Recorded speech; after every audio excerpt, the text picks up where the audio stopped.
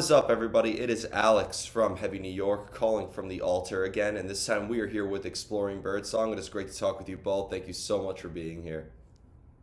Pleasure, thank you. Yeah, thank you. Thanks for having us. Yeah, anytime, anytime. It's so awesome to have you here. Dancing in the Face of Danger is the new EP, and it is absolutely awesome. It's coming out March 24th of this year. I had the privilege of hearing the whole thing early, but for people who haven't heard the whole thing, do you think that the tracks that we heard so far, Bear the Weight and Ever the Optimist, is a good representation of this whole EP, or is there a lot more uncharted territory that has yet to be discovered on this? Yeah, I would say it's a good, they're both good in showing how we've progressed from the last record, definitely, but there is definitely more underneath below the surface. So I'm excited. I'm excited for people to get into that once it's finally out. Yeah, we've been looking forward to it for a while, so it's nice that those two singles are out. But like Lynn says, they're good examples of where we've ended up after the last EP and where we are now. But I think there's still a few surprises in store on the rest of the EP.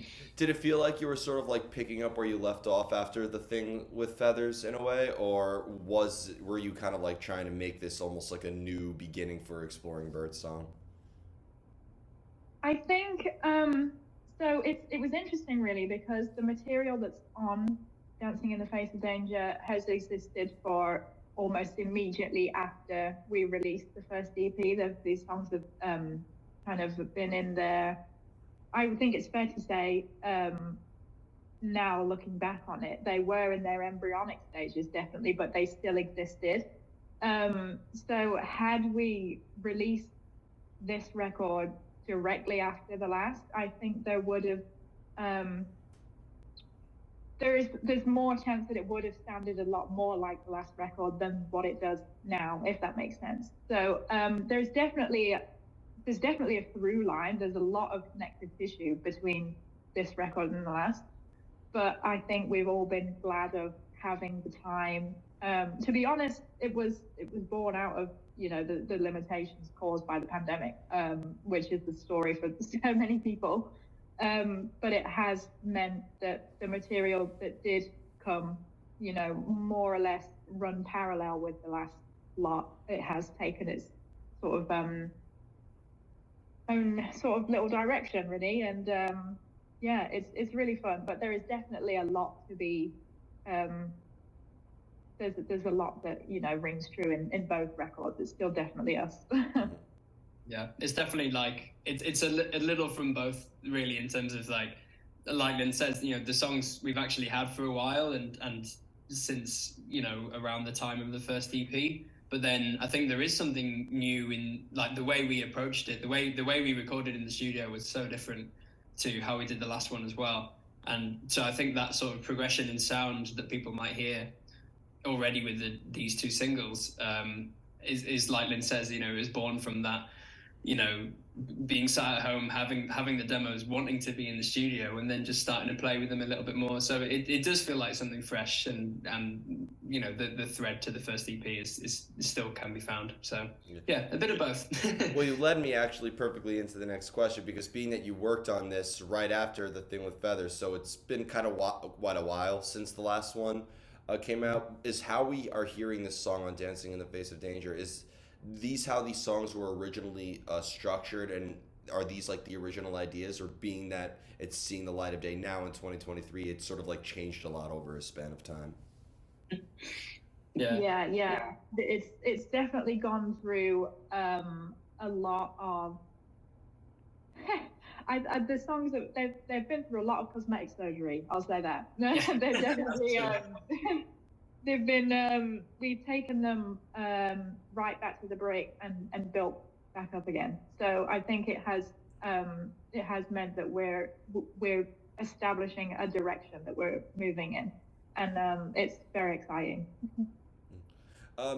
When you start off with the making of a new EP, or maybe for a future album, does it always start off with like a preconceived vision in a way, or is your songwriting process very like experimental and very improvisational, as to say? I think we it can kind of vary, but because I mean, even on this record, the story of how some of the songs started, on different songs, it's a different story. I mean, there's one of the songs on the EP, I think was like the first time we really conceived a song from the get-go in a room all together. Because a lot of the time, one of us will bring an idea to the table, and sometimes that'll work with an idea someone else has had, or sometimes we'll all be working on developing that. So yeah, there's some songs on the EP where one of us brought something forward, and maybe it was like an idea that formed one of the early riffs, or maybe it was like a sort of all verse chorus, or here's a melody, here's this, and then we can just sort of all work on it together because we've all got these nice ideas and sort of inspirations from music that we listen to that we want to get into our the music that we make. So yeah, I think it can sort of, it feels very like sort of free form and just sort of see where we end up, play through things in some of the songs, and then other times it comes through like, here's a solid idea, let's see what we can do to develop it. Yeah. Could a lyrical idea or maybe sort of like a conceptual element help dictate the direction of the sound in a way? Like, has Exploring Birdsong ever based a song or maybe even an EP off of a concept in a way, or does music have to be present before any lyrical ideas could come through fruition? That's an interesting one because yeah, I mean the thing with Feathers, that was we based it all off a concept. So we wanted to approach that in a slightly different way than obviously a lot of our mutual favorite records are storytelling records. But we wanted to basically tell the story we were trying to tell through emotional response and putting yourself in the shoes of what someone might feel in a certain situation, loosely telling the story that we were trying to tell. So we definitely explored writing in that way, and I think I'm certainly proud of how it turned out, and I hope we did it justice. But yeah, it's a bit different this time around because there isn't a narrative to this record. They're all standalone tracks. But I actually wouldn't really say that the process was dissimilar than when we were writing to a concept. I think the only thing that it sort of dictates when you do write to a concept is the mood of what you're writing, and you do try and establish an atmosphere because it all helps to, enrich what you're trying to say and the story that you're trying to tell. But when you don't have that, you are a little freer in terms of how light you want to make the piece, light and shade, So there's definitely strength to it, but I can also I've heard the argument before also that it's a lot easier to write to a concept because you're not having to tap into your own personal emotions or experiences, and you're not then contending with how sustainable that is emotionally. So there is that argument to be made, but I think for us, our music, even though on this record there isn't a through concept, they're still conceptual. So they still have their own sort of voices and stories to tell. So there is still a little element of that, but yeah, no, it doesn't really. I don't feel as though it's impacted or limited our writing at all. I mean, we never really are sure where it's going to end up when we start writing a song. So, Well, well, it's funny because I've always heard like it could be conceptual but not a concept album. It's almost like saying you're spiritual but not religious in a way. It has that sort of same right. sort of element behind it. But does it always come from an internal source of inspiration, musically or lyrically, or is there a lot of observation involved in your songwriting process, and there's a lot of external sources of inspiration? Yeah, I think it's probably fair to say that a lot of it's observational. Certainly on this record, we have a track on there that is about climate change. We have a track on there that's talking about, power imbalance and political power imbalance, so it's not like explicitly saying or establishing an opinion or making a statement, but at the same time we're talking about things that we feel we should be talking about. So yeah, I would say that it's sort of a little bit of both, because we're trying to get our feelings across about something, but it's based off of observation, if that makes sense. Yeah. Yeah, there might be times as well where, like Lynn says, there's, one of the songs being about balance of power and that sort of political power and how it can, absolute power corrupts absolutely, or this sort of thing. It can be within the song, it's a concept and it's, not based off someone particularly real, but then the feelings that go towards coming up with that situation that everything comes from might come from our own feelings about political power and obviously we can see that a lot in this country, and you can see it on a global scale as well. So to be able to do something that isn't explicitly saying we hate the government, but is also just opening up that discussion of how does power affect people, and are the right people doing the right roles, or this sort of thing. It's like making a story of something that you can relate to in your own life, so people can put their own association on it and everything. Yeah, absolute power corrupts. I don't know if that was intentional, but I love the Parkway Drive reference in there as well. If anyone, I should have it this way, and then I can drive references. Yep, I'm a big Parkway Drive fan, so anytime I hear anything like that, that's pretty awesome. Yep. But when it comes to writing together, is it better if everybody really is on the same page when it comes to writing the material, or could all of you maybe being in a different headspace or having different ideas maybe actually help add contrast to the material? Because when somebody tells me that there's a mutual agreement throughout the making of the record, I don't buy a second of that, because you're writing 5 to 6 I mean, with an EP there's about 5 songs on here, but EP or album between 5 and 12 songs, 3 people writing it, there's going to be disagreement here somewhere, but maybe that could help enhance it, right? Yeah, we've definitely had moments before where we've had, there's been a certain element of a song that, we one of us had this, and one of us thought, oh, well, what about that? But actually, I think we've done quite a good job of, when we work together, of everyone, all of us feel just so ready to contribute ideas and put forward, oh, what if we tried this? What if we tried this? And with it just being the 3 of us and us all just being really good friends, no one gets shouted down, and we all, where we're up for trying things, we're up for saying, oh, why don't we do this? And I think I can't think of a time that one of us has had like a really strong idea and someone's really strongly disagreed with it either. So I think whether it's all of us writing in a room and like you say, having a different idea of, oh, well, why do we do this, or why do we do this? Or if it's someone presenting something and someone saying, I love this element of it, but what if we tried this? We kind of approach things maybe coming from different feelings, or like what we're listening to at the time. All of us are listening to loads of different stuff at the same time, and that might contribute to what ideas we put forward or whatever. But I don't think we've ever not really been in the same headspace, really, just because I think it's just exciting for us to put a song together, and we love trying stuff out. And because we're not a traditional band setup, we can experiment with the sound and the structure and the way we do things. And especially with this EP, we wanted to, get rid of the limits. Who says that it has to be, piano, bass, drums, vocals, that's all the sound. We added loads of synthesizers and orchestral elements and, all these sort of factors. And, all of us, we were just like, I think we're just all really excited when we approach the songwriting. So, I think it's a really healthy process, actually, and I really love it. Yeah.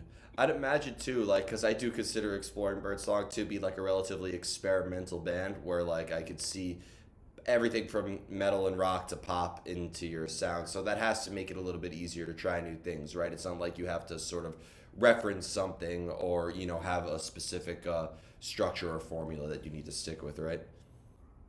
No, that's right. I mean, we're always as Johnny said, like we're always listening to as much as what we possibly can, because it's fun to keep your ear to the ground on what people are doing in all sorts of areas of music anyway. It is nice to draw inspiration from, but it's also nice to get back to being a listener again. We all enjoy and are fans of music first of all. That's why we want to do it so much. So it's nice to get right back to that and find something that sort of reignites the sort of inspiration and passion in yourself to get moving and do your own thing. And Johnny is right. We've cultivated really a band where we do have a lot of options open to us, and we can sort of spread out and branch out into lots of different areas. And I'm excited really for when we start writing the album, because we can really dig down into all the things that we've been listening even since recording Dancing in the Face of Danger. There's been so much music come out since then, and so much that we've ingested and that has embedded itself into us that maybe wasn't there before, and it all helps to inform the process of progression. So it's very exciting, and I can't wait to get going again. It's going to be exciting. Yeah. How do you know when you are finished with a song? Oh, that's a great question. Oh, that's so good. Yes. I think we have all. It definitely has on this record been more of a challenge to decide when something's finished, because of the extra elements that have come into play. We all love all of the sort of extracurricular musicianship that's going on. It's really nice and it's so fun, but it really, you do have to rein it in and pull it back. So that's a great question, and I wish I had the answer. Nobody ever does. It's my favorite. Do. It's my favorite question to ask. I stumble everybody with it. How about you, Johnny? Can you answer it? Yeah, well, I was going to say that it's that there was a lot of stuff within the process of writing this. I mean, like Lynn said, these songs were essentially done when the first EP came out. Really, we had a demo for each of these 5 songs that was like in place, through structure. I don't know if lyrics and melodies were necessarily all totally finished, but there was a song there. And then when we started experimenting with stuff and changing things up and playing with it, it almost feels like a backward step. It feels like you're getting further away from a finished product, because where we were before and with the sound of the first EP is a much more reduced sound than what we've got with this one. So I think adding all those extra elements made you realize, hold on, that means I'm going to have to do it for all of the song, or for all of the songs on the EP. So at times, it felt like a backward step, and felt like we're never going to finish this. And we had, particularly the closer on the EP. I think that one, for a long time, we were like, it's not done. And there were so many different elements. And I think that's one of the ones where instrumentally what's going on is unusual for what we're doing. I think with the structure as well, it's sort of a bit different to a lot of the other ones. And, we had doubling a verse or taking this away, or, having this in the bridge. Oh, what if we did this? That was it came from a really experimental place, actually, once we decided, okay, this is the sound we're going for. And I remember in the bridge of that song, we gave it to Lynn's. I mean, obviously all of us have been writing on it, so it's not like Lynn's unheard it. But, we had all the main melodies and stuff, and we had this bridge that was an instrumental section. And we just said to Lynn's, just do what you want. And it's, we got the project back, and it's suddenly like there's smoke coming out the laptop because there's like 75 vocal tracks or something. But for me, that was like a moment of like, man, that's the sound, that's what we needed to finish off that section and then, finish off the song. So, stuff like that was happening all the time with the CP, of like adding things in. Oh, let's try this, and then often there might be a moment where it just clicks, and it's like, there you go, that's it. That's what it needed at that section. That's what it needed for this ending or this bridge or whatever. So basically, it's kind of hard to know, but then sometimes you just know when it's done. Yeah, Yeah, I mean that was a very good technical answer. I will say that was a that's in the top of better answers for this one. Nice. Yeah. And the final question I wanted to ask you is when it comes to writing together, do you all prefer to come up with ideas, whether it would be for lyrics or melodies or song structures? Is it better to write material when you're all in the company of each other, or isolation being such a great fuel for creativity that it is better when you're more alone in your own element and you prefer to like write your ideas and then present them later to your fellow bandmates? Well, we sort of again, it's a bit of a cheat answer, but we do both. Yeah, boo. But we do both. So like I think like I would say I feel confident speaking for us all, where the most enjoyable writing process is where we're all in a room together and we're just messing around, and then someone stumbles across something and it's like, oh, it's a bit of a light bulb moment, and then it moves and it keeps moving. It tends to happen quite quickly in that scenario. But having said that, as Johnny was talking about just then, there are times we don't live in the same city, so we are separate a lot of the time. But when we are writing or when we're arranging for a song that we've already written, most of the time that is done in isolation. And when I'm doing vocals or when I'm writing my keyboard part, it's mostly vocals, to be perfectly honest. So when I'm doing that, I do that in isolation, and I do that by myself, and I throw absolutely everything at the wall and see what sticks.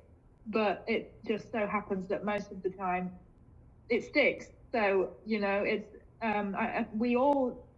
I think the good thing about this band is the sort of structural integrity of our friendship also, because we already have like a base level of respect for what each other brings to the table in terms of the project and in terms of the dynamic. So we all know where our strengths are at. We all know what our it's not necessarily fair to say that everyone has a role, but we definitely have our strengths that are not necessarily the same as the other. So when we get the opportunity to do that and completely zoom in on what we do, I think it does breed something really special.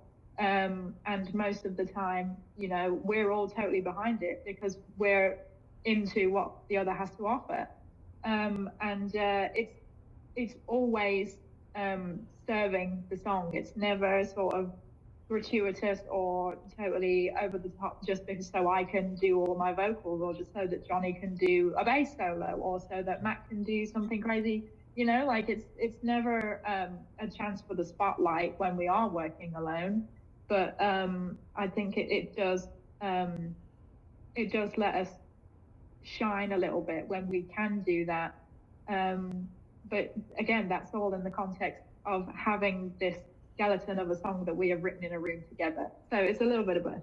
Fair enough. Yeah, I was just going to say similar to what Lindsay's saying in terms of it's yes and no. With all this, I think sometimes it's like it's nice to have a time in a room and then time going away and then time in a room and then time, and just sort of do that again. I mean, we've had a few times where we've come up with a basis of a song together and it's like, oh man, that's great, and we're really, really enjoying it in that moment. But then, I mean, for one thing, you just start getting a bit, tired of it, and you're like, okay, right, I need a break. But then, because you get so excited, when things are first coming along, and then if it's working out specifically what's going to happen with this drum fill, or like, oh, what if the bass is in sync with this, or what piano parts are going to work together, what arrangement parts are going to work together. I think a lot of the time that's much easier to do remotely, because then we can just sort of go away and say, okay, this is what we've got for this thing, and look at those little specific moments. Because when you're writing together, you wanting to come up with the chords and the melodies and all that sort of thing, but the homework moments of like, oh man, it's such a painstaking process to get this fill really tight, but then it'll be so worth it because the song will sound massive at that moment or whatever. I think that's a lot better to do kind of remotely and present it to the sounds. I mean, like Matt and I are basically the rhythm section within this a lot of the time. So for us, there's so many times where like we have a basis of a song, and then one of us will just go away and come up with ideas and subdivisions and all this sort of thing, and then present it to the other one, and that's how we do it.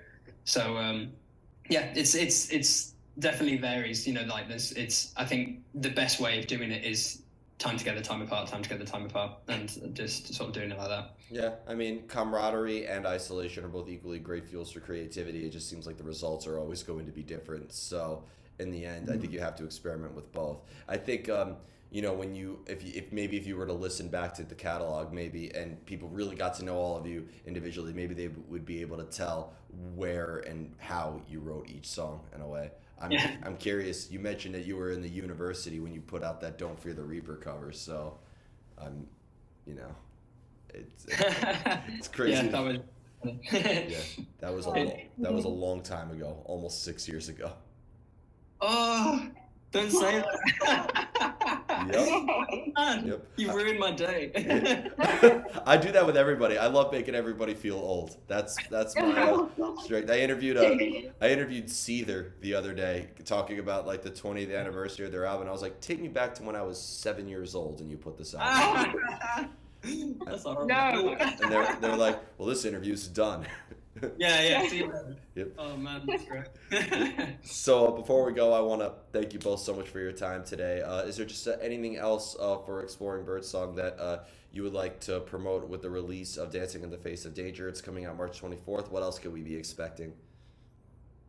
Well, there is a small chance that there is a little drop coming alongside it. So, we'll have to see on March 24th what happens. But yeah, just a little cheeky extra something to say thank you to everybody for waiting so long, because we are acutely aware it's been a long time coming. So yeah, we're so grateful that people are still interested and want to see how we're doing, what we've been up to. And yeah, it's exciting for us to finally give it back. So yeah. Yeah, absolutely. And I was going to say, we're so thankful that this band that we were practicing at uni and writing the songs together, staying in student accommodation and stuff. We have people in the US or in mainland Europe, well, all over like North America, places like far and away from where we started when we were just in Liverpool and no one knew us outside of our year group. When people are messaging us or talking to us and commenting, saying how much they're enjoying the music, like it's sometimes you have to sit and think and go, whoa, that's actually really cool. So yeah, grateful to any and all fans who are listening to us and enjoying what we put out, because it's just we're making the music we want to make. So if it resonates with other people, then it's an added bonus, Yeah, coming from Liverpool, I mean, one of the greatest bands in the world is based there, and you know what I'm talking about. I'm talking about Loathe, one of the best hardcore bands of all time. Absolutely. Yep. Right on. Yep. Oh, man. Amazing. Yeah. I don't know any other band that came out of there, though. I may need to educate myself. One hit wonder. We're hoping to be the second Liverpool band ever. All right, there you go. Thank you so much, everybody. We are here with Exploring Birdsong. Be sure to check out Dancing in the Face of Danger, out March 24th. This is Alex from Heavy New York, and we will see you next time.